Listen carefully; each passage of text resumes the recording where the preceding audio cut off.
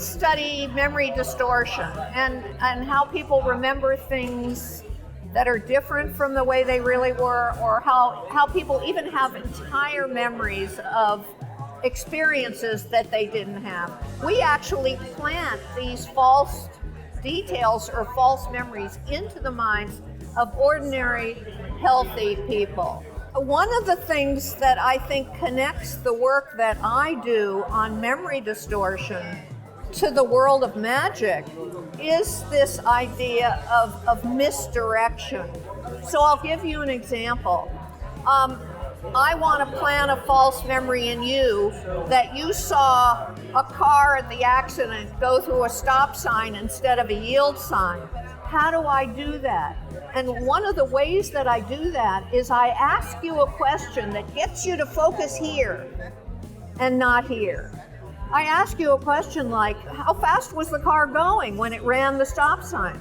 And you're trying to remember something about the speed of the car, and I slip in the information that it was a stop sign. You're focused here, but I slip it in here. It invades you, kind of like a Trojan horse, because you don't even detect that it's coming. And I see a connection between that principle in my work and the principle of misdirection in the world of magic. And the process by which we are able to implant false memories uses some tricks, some techniques that might be somewhat similar to the techniques that magicians use. We have found that, well, first of all, these kinds of memory distortions can happen to everyone, can happen to people, the most intelligent, the most educated, the most experienced people. But we do find that some people are slightly more susceptible to these manipulations than others. So, for example, if you're a person who has self-reported lapses in memory and attention, you're more susceptible. So that means somebody who, can tell you that I often can't remember whether I did something or just thought about doing that thing. You're slightly more susceptible.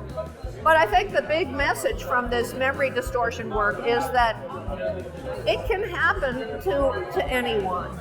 Right now, I am fascinated by a talk I recently heard, that I just heard, which it was about getting people to look where you're looking.